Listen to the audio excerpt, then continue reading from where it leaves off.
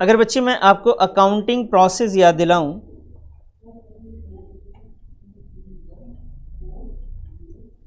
तो accounting process जो आपने 11th स्टैंडर्ड में पढ़ा था, उस अकाउंटिंग प्रोसेस में आपने अकाउंटिंग जब करनी स्टार्ट करी थी तो आपने जर्नल बनाया था सबसे पहले।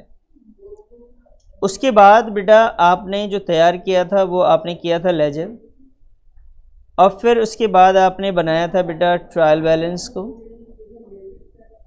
और ट्रायल बैलेंस के बाद आपने बनाया था फाइनल अकाउंट, जिसे हम लोग कहते हैं पहला पार्ट था फाइनल अकाउंट का ट्रेडिंग अकाउंट। उसके बाद था बेटा profit and loss account, profit and loss account. उसके बाद क्या था बेटा बैलेंस शीट थी। ये 11th क्लास में हम लोगों ने हमने अकाउंटिंग प्रोसेस फॉलो जब किया था तो ये काम किया था। पहले हमने जर्नल बनाया, लेजर बनाया, trial balance, trading account, profit and loss account and balance sheet. तो 11th क्लास की जो अकाउंटिंग प्रोसेस था वो ये था। 12th की जो क्लास में अकाउंटिंग प्रोसेस हम लोग स्टार्ट करते हैं, जिसमें हमारे पास पार्टनर से रिलेटेड बातें जब आती हैं, तो उसके हिसाब से जो अकाउंटिंग प्रोसेस है उसमें थोड़ा सा चेंज आ रहा है। और वो चेंज क्या है, वो चेंजेस सिर्फ यहाँ से ये चीज़ को हटा दिया गया, बैलेंस शीट को।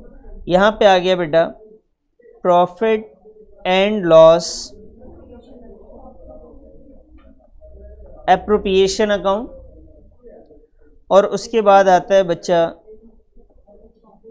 पार्टनर्स का कैपिटल अकाउंट, और लास्ट में होती है बेटा balance sheet.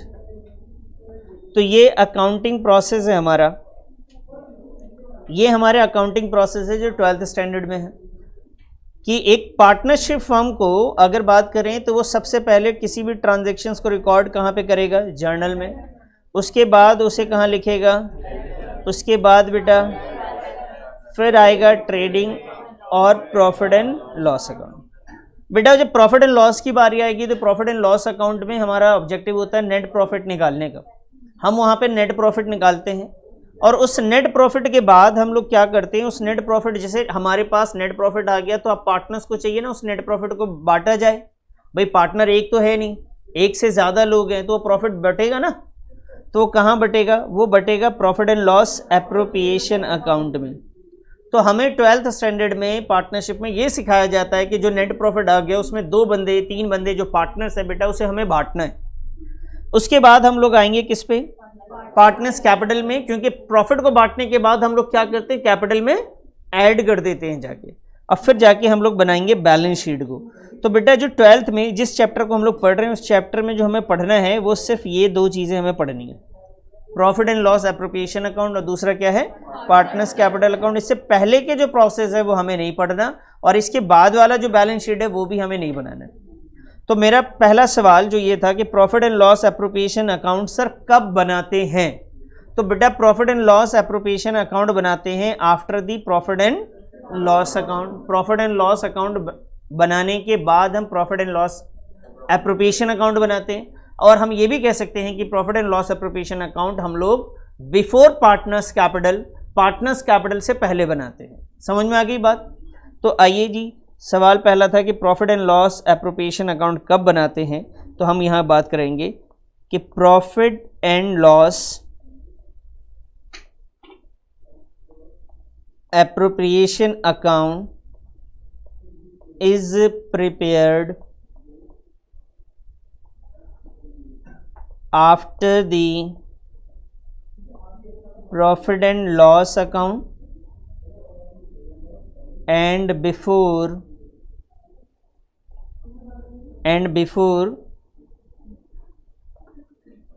partners capital account। अभी नोट नहीं करना, मैं आपको टाइम दूंगा नोट करने के लिए। तो हम बात कर रहे हैं कि भाई इसे हम लोग बनाते हैं after the profit and loss account and before the partners capital account.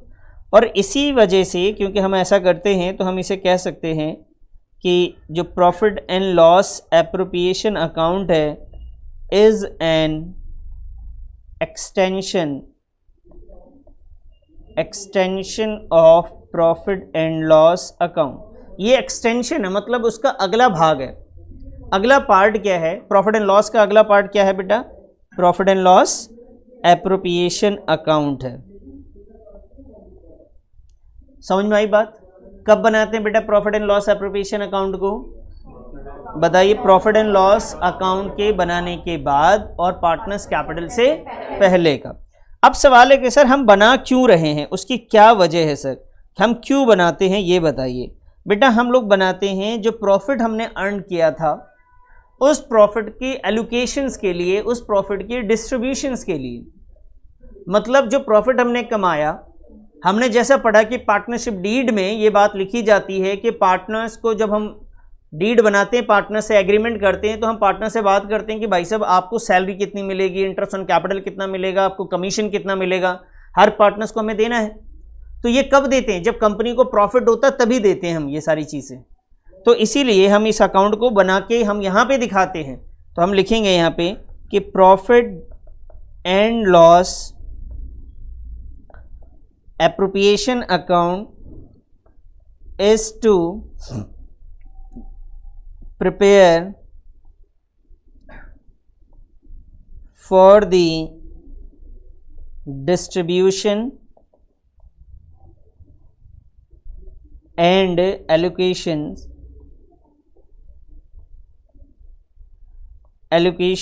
of profits। Profit के बंटवारे के लिए हम इसे बना रहे होते हैं, distribution and allocations of profit. ये बात समझ में आई बात? अब तीसरी पॉइंट मैं इससे और निकालता हूं कि सर इस अकाउंट में आप मुझे बताओ, इस अकाउंट में क्या हम एसेट्स की बात कर रहे हैं, लायबिलिटी की बात कर रहे हैं या प्रॉफिट लॉस की बात कर रहे हैं? तो बेटा जिस अकाउंट में हम लोग प्रॉफिट लॉस की बात करते हैं उसे हम लोग क्या कहते हैं? Profit and loss appropriation account is nominal account. ये कौन सा अकाउंट है बेटा? ये एक नॉमिनल अकाउंट है। ये बात समझ में आई? तो पहले हमने क्या डिस्कस करा? हमने ये करा कि profit and loss appropriation account कब बनाया जाता है। हमने स्टार्ट यहाँ से किया, कब बनाया जाता है। तो हमने देखा ये बनाया जाता है after the profit and loss account. उसके बाद हमने इसको एक नाम दिया कि भाई इसे हम कह सकते हैं profit and loss appropriation account है क्या? तो हम कह सकते हैं ये extension of profit and loss account है। दो सवाल क्लियर हो गए। कब बनाते हैं बेटा? बोलिए। After the profit and loss account. ये होता क्या है? Extension of profit and loss account. Clear है? और इसे हम ये कह सकते हैं ये किस टाइप का अकाउंट है बेटा? ये है नॉमिनल। इसमें क्या किया जाता है? Distribution and allocation of profit. अब सवाल आपका ये बनेगा कि सर ये कैसे बनाते हैं, इसका हमें फॉर्मेट बना के दिखाइए। इसका हमें अब फॉर्मेट बना के दिखाइए। तो चलिए बच्चे इसका हम लोग फॉर्मेट भी बना लेते हैं। पहले आप ऐसा करें, इतना नोट कर लीजिए, ठीक है? इतना नोट कर लीजिए पहले आप। अब फॉर्मेट की बात करें, profit and loss appropriation account का फॉर्मेट क्या है? तो बेटा फॉर्मेट जैसे नॉमिनल अकाउंट जो भी होते हैं सबका एक जैसे ही है। तो फॉर्मेट में आप मेरे साथ साथ बनाइएगा।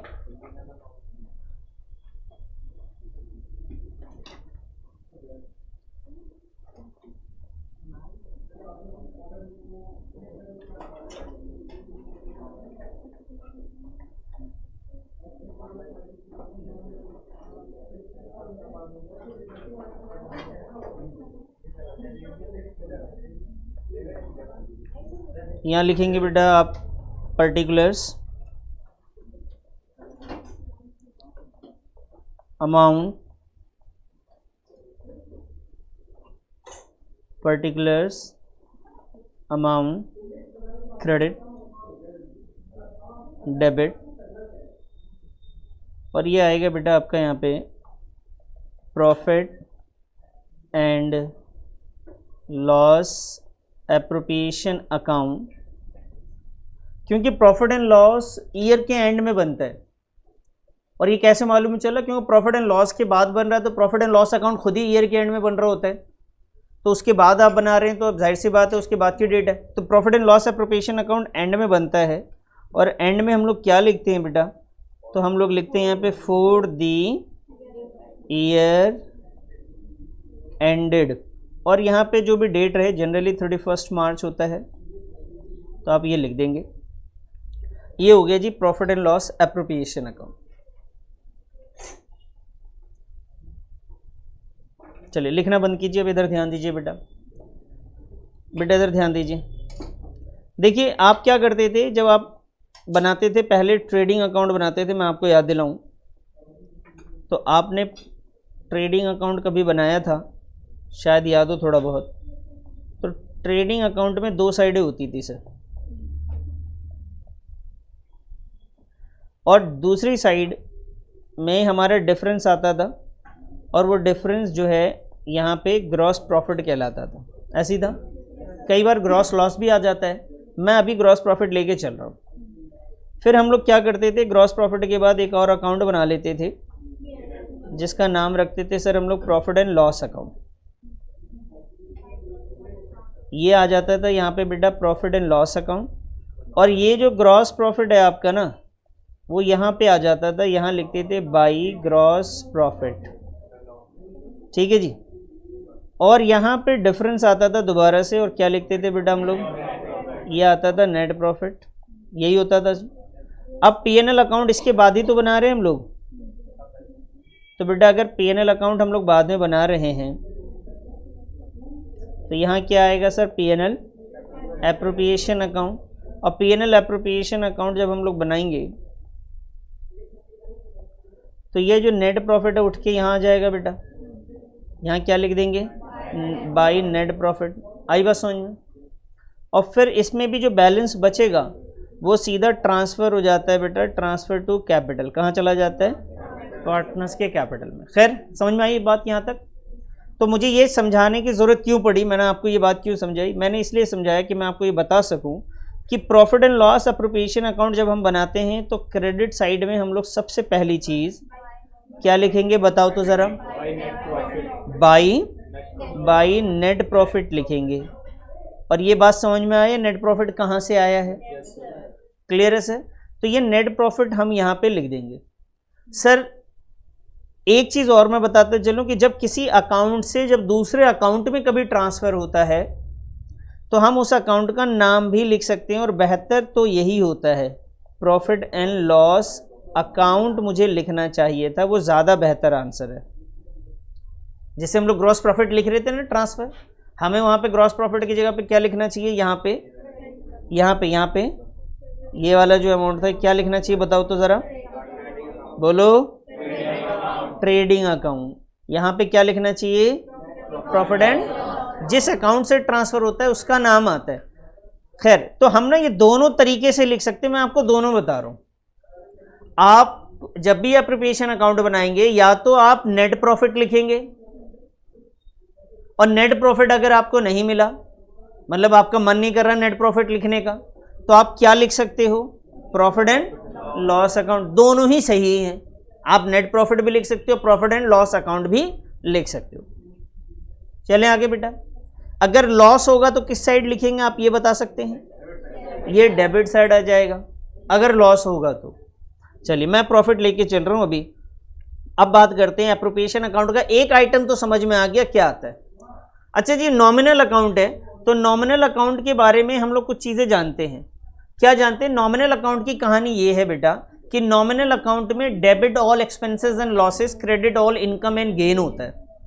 Debit all expenses and losses और क्रेडिट ऑल इनकम एंड, तो बेटा क्रेडिट साइड इनकम आएगा, इतना क्लियर है। आपने ग्रॉस प्रॉफिट ट्रेडिंग अकाउंट पढ़ा, वहाँ पे भी इनकम लिखा था।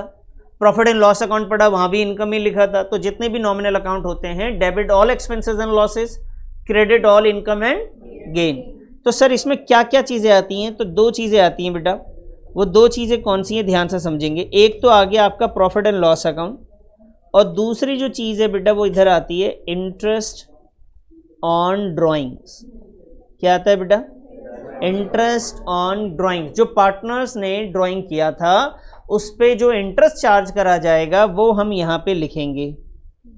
अब मान लीजिए पार्टनर्स का नाम है ए या बी, तो दोनों का जितना भी इंटरेस्ट होगा दोनों को ऐड कर देंगे, फिर उसको हम यहाँ लिख देंगे। समझ में आ गई बात सर। अब इसी तरीके से हम आएंगे डेबिट साइड में। क्रेडिट साइड में दो चीज़ें आ गई, बता सकते हैं वो दो चीज़ें कौन सी हैं, नेट प्रॉफिट और दूसरा इंटरेस्ट ऑन ड्राइंग। तो ये दो चीज़ें हो गई जी। पहला हो गया जी नेट प्रॉफिट, पहला हो गया हमारे लिए नेट प्रॉफिट, दूसरा क्या हो गया सर, इंटरेस्ट ऑन ड्राइंग। अब बात करते हैं सर डेबिट साइड में क्या आता है। बेटा डेबिट साइड में हम लोग लिखते हैं एक्सपेंसेस को, debit all expenses and losses. तो एक्सपेंसेस में पहला एक्सपेंस मैं लिख दे रहा हूँ interest on capital, interest on capital. तो जो भी पार्टनर्स का कैपिटल है अगर उस पर आप इंटरेस्ट दे रहे हैं तो वो आप यहाँ पे लिखेंगे ए और बी की जो भी वैल्यू होगी मैं वो लिख के इसको यहाँ पे सम कर दूँ। उसके बाद आएंगे सर पार्टनर से रिलेटेड, यहाँ पे अगर कोई सैलरी है, पार्टनर्स सैलरी, तो ए और बी जो भी सैलरी होगा इसको भी सम करेंगे और यहाँ लिख देंगे। उसके बाद आएंगे सर क्या, कमीशन पे, पार्टनर्स कमीशन।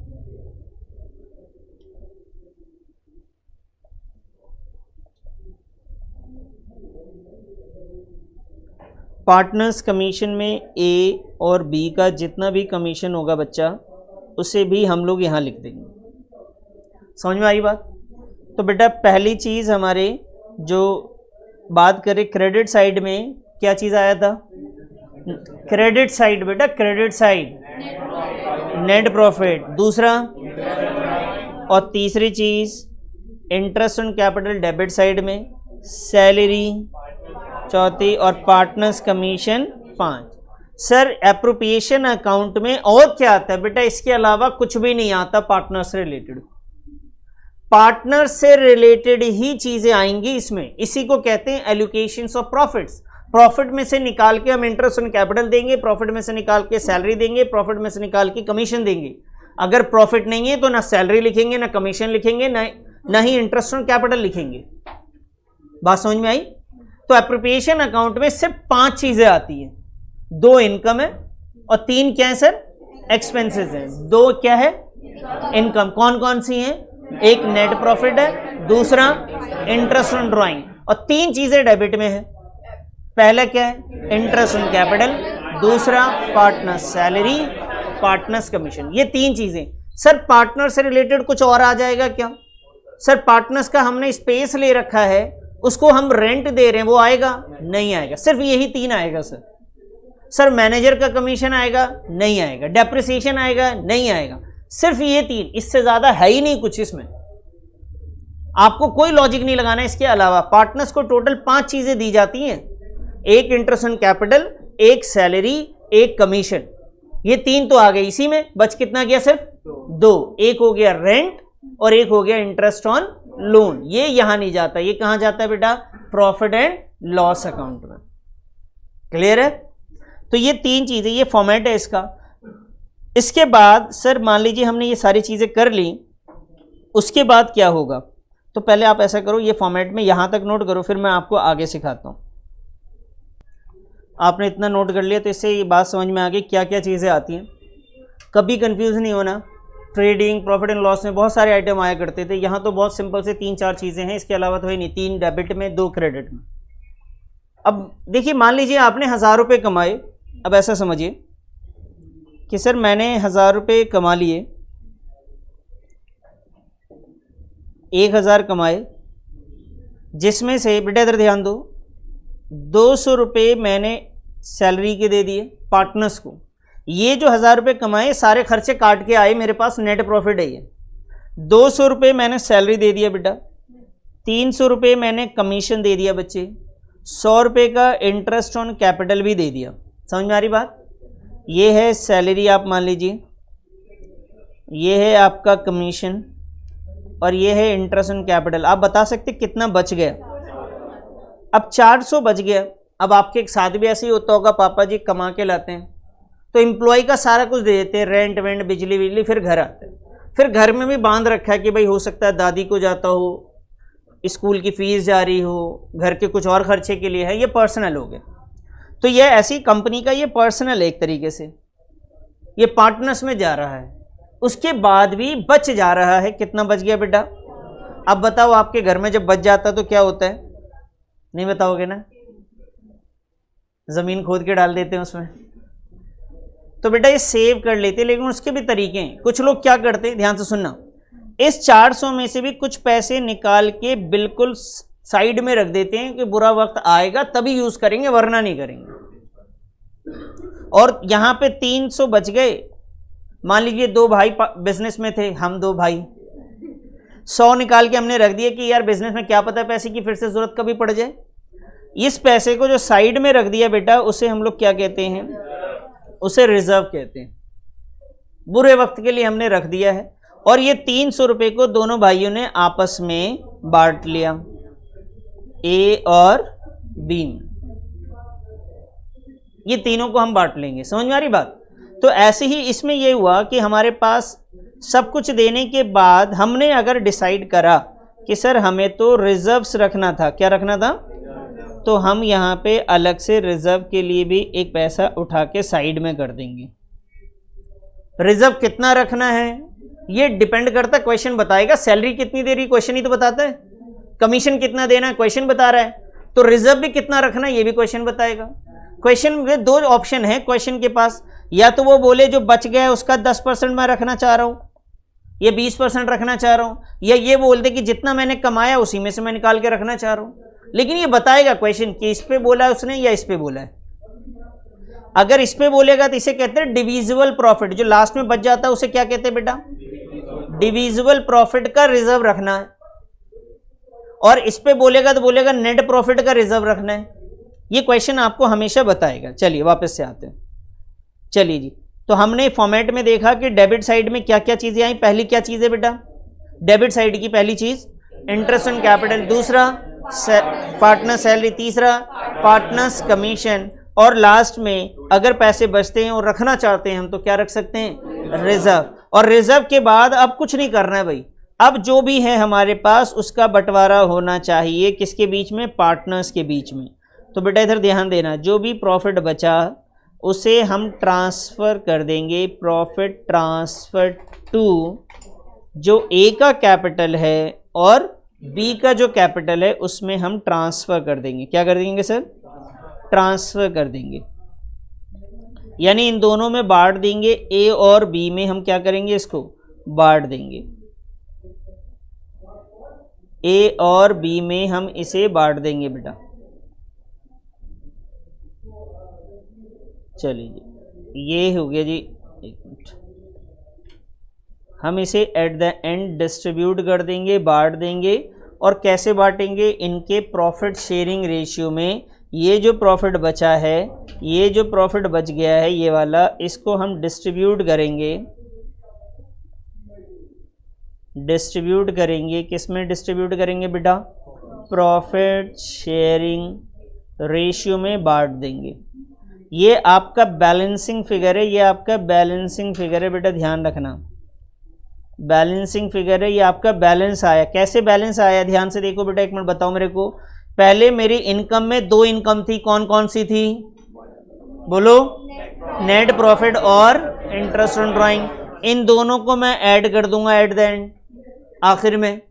और फिर डेबिट वाले सारे खर्चे को भी क्या करूंगा, तो उसमें डेबिट में से क्रेडिट को माइनस करेंगे तो क्या बच के आएगा, ये बैलेंस आ जाएगा। और जो बैलेंस आएगा उसको मैं क्या करूंगा, बांट दूंगा।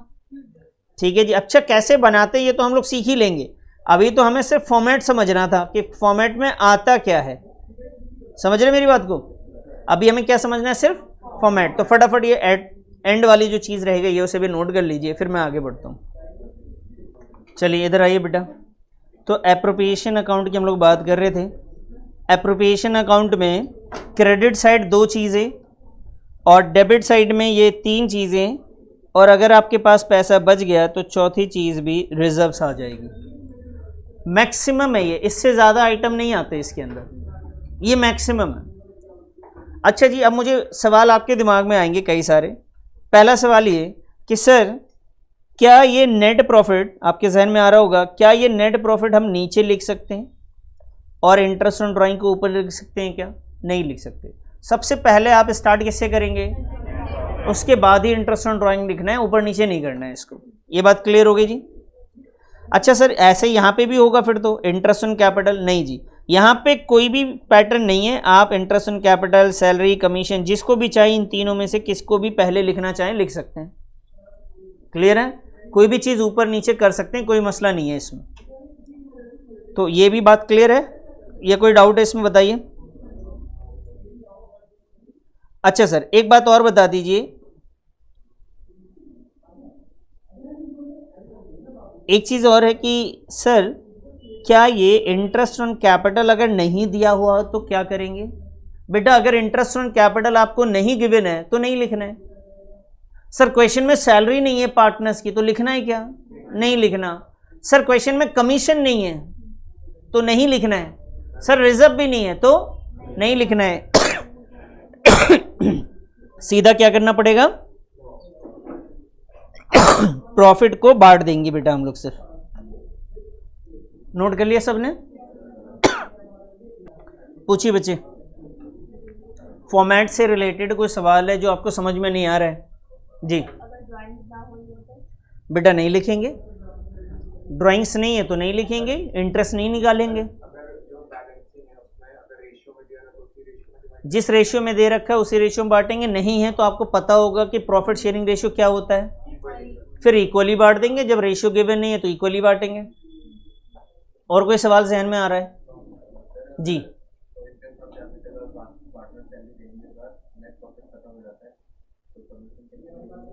सर कंडीशन ये है, सबसे पहली बात ध्यान से समझना, बहुत अच्छा सवाल है इनका।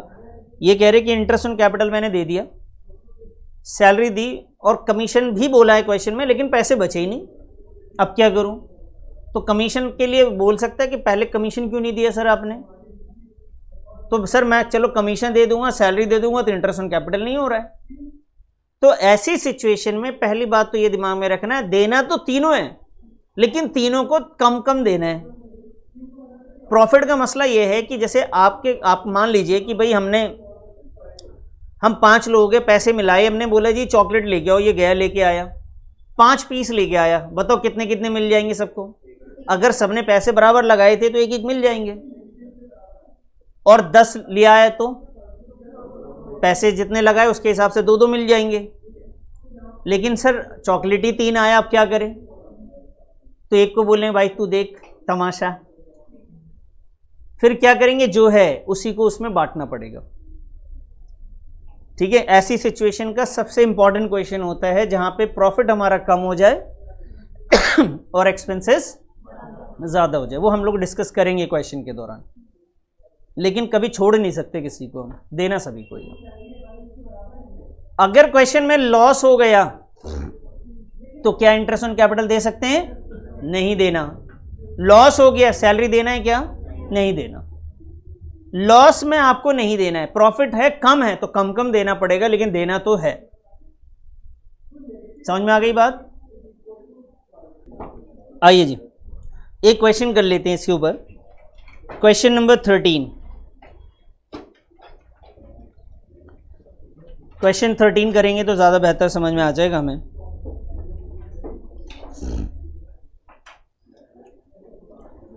Vinod and Mohan are partners.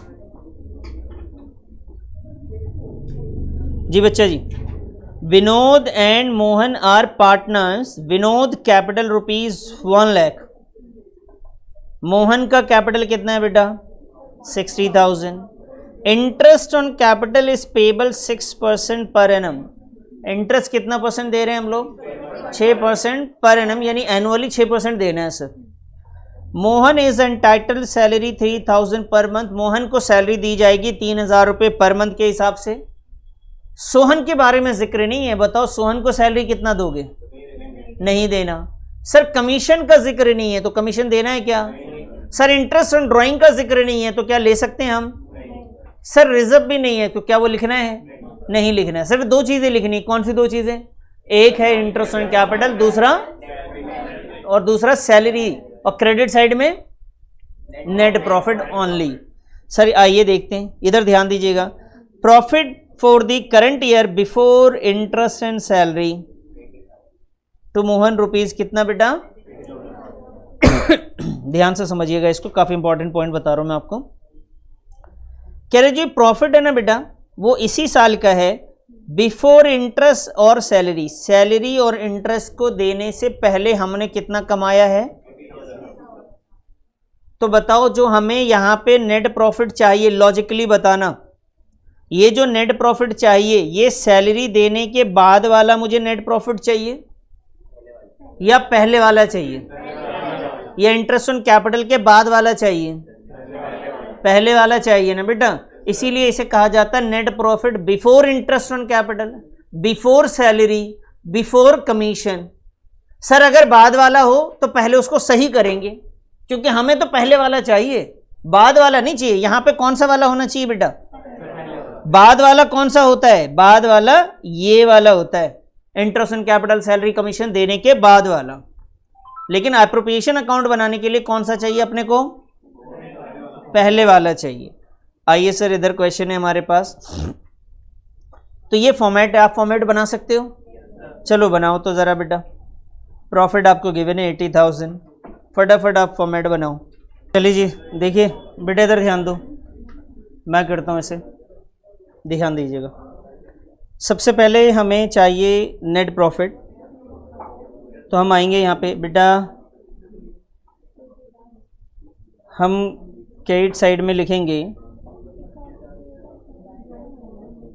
By net profit. बच्चे बातें बिल्कुल बंद हो जानी चाहिए।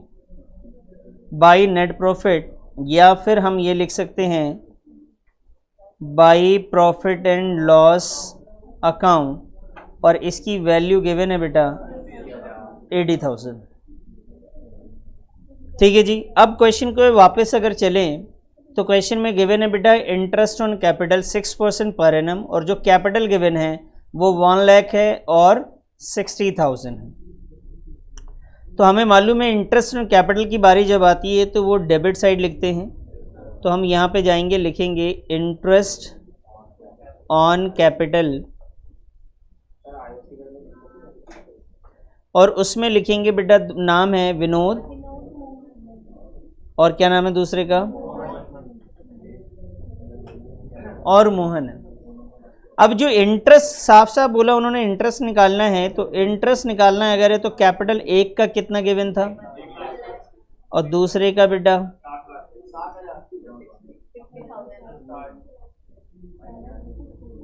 दूसरे का था बेटा 60,000। इसका भी कितना परसेंट है? 6%। इसका भी है बेटा, तो 1 लाख का 6% हम निकाल रहे हैं। क्यों निकाल रहे हैं सर? पूरे साल का। बेटा इधर ध्यान दीजिए, 1 लाख का 6% इसलिए निकाल रहे हैं क्यों हम ये मान के चल रहे हैं कि जो कैपिटल है वो शुरू से लेकर एंड तक है, कोई डेट तो मेंशन नहीं है। तो 6 लाख आ गया बेटा, ये 6,000, और ये आएगा 3,000, टोटल आ गया जी 9,600। अब कुछ बच्चे ये कहेंगे कि सर क्या हम ऐसे कर सकते थे, सीधा 6,000 हम यहाँ लिख दें और 3,600 हम यहाँ लिख दें? लिख सकते हैं आप वहाँ भी लिख सकते थे और यहाँ पे भी लिख सकते थे। अच्छा जी, सेकंड पॉइंट हमारे पास क्या था सर? बेटा सेकंड पॉइंट था पार्टनर्स की सैलरी।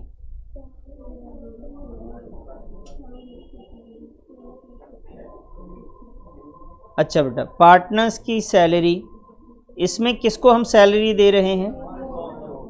तो हम यहाँ लिखेंगे बेटा बस मोहन, और इसकी सैलरी कितना था? 3,000 रुपये पर मंथ था। आपको देखना पड़ेगा इधर, ये देखो जी सैलरी कितनी है? 3,000 रुपये पर मंथ है। सैलरी आपके पास 3,000 पर मंथ, तो ये वैल्यू होगी जी 3,600। ओके, क्लियर है इतना? बताइए कोई सवाल यहाँ पे जो आया हो आपके जहन में? बोलो बच्चे, यहाँ तक क्या सवाल है आपके पास? है कुछ? मानव, बातें नहीं बेटा। बच्चे ये बताओ यहाँ तक क्लियर है सभी को या कुछ डाउट है इसमें? नहीं है ना डाउट? जी हमारे पास नेट प्रॉफिट 80,000 था, हमने ये सारी चीज़ें दे दी, उसके बाद भी हमारे पास पैसे बच रहे हैं,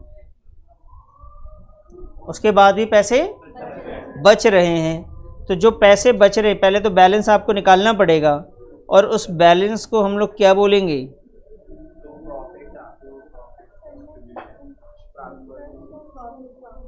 टू प्रॉफिट ट्रांसफर। बेटा मैं बार बार आपसे पूछ रहा हूँ, सभी से पूछ रहा हूँ, नहीं आ रहा, आप उसे बता रही हो सर नहीं। आप मुझसे पूछो तो पहले क्या डाउट है। देखो आप पीछे मुड़ के देखो एक बार, आप पहले चेक करो इंटरेस्ट ऑन सैलरी कैसे हो सकता है पॉसिबल। अच्छा जी, प्रॉफिट ट्रांसफर टू विनोद, और दूसरा बंदा कौन है बेटा? बेटा इधर ध्यान दीजिए, नहीं तो एंड समझ में नहीं आएगा इसका। टोटल जो है हमारे पास नेट प्रॉफिट है बेटा 80,000 का। 80,000 का नेट प्रॉफिट है। हमने 80,000 में से 6,000 रुपये तो सैलरी दे दी और 3,600 और सैलरी दे दी हमने, तो टोटल हमने 9,600 सिर्फ सैलरी में बांट दिया। तो कितना बच गया सर? ये 10 में से 9 गए, इतना बचा। सही है। फिर मैंने क्या करा इसमें छत, बताइए, तो वही तो पूछ रहा हूँ। ये ली, ठीक है। अब उसके बाद हमने क्या दिया बेटा? इसको सैलरी दे दी। सैलरी को ही माइनस कर लेते हैं सर।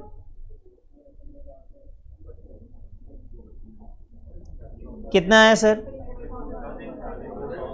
क्या यही आ रहा है आपका भी? क्या बच रहा है? यही है। बैलेंस आया समझ में कैसे निकाला हमने? पहले क्रेडिट साइड का टोटल किया, डेबिट को माइनस कर दिया, ऐसे करते हुए आए बेटा हम लोग बचपन से। तो हमारे पास 34,400 रुपये का बैलेंस आ गया जी। 34,400 रुपये। अब ध्यान दीजिएगा, 34,400 को क्या करना है सर? 34,400 रुपये का जो बैलेंस आया है उसको इन दोनों में बांट देना है। कैसे बांटना है बेटा? 1/2 में। सर 1/2 में क्यों बांटा है आपने? बेटा प्रॉफिट शेयरिंग रेशियो नहीं दे रखा तो हम कैसे ले लेते हैं? इक्वली। और इक्वली अगर आप बांटेंगे तो इसकी वैल्यू कितनी आ जाएगी? 17,200। इसका भी कितना आएगा बेटा? 17,200। और टोटल हो गया जी 34,400। बताइए बात समझ में आया आपको? ये करिए, इसे कंप्लीट कीजिए आप लोग। किसी को कोई डाउट? बैलेंस निकालने आया? आपने बैलेंस कैसे निकाला? ये 80,000 का इधर था, टोटल हमने 80,000 ही लिखा और फिर इधर डेबिट वाले हमने माइनस कर दिए।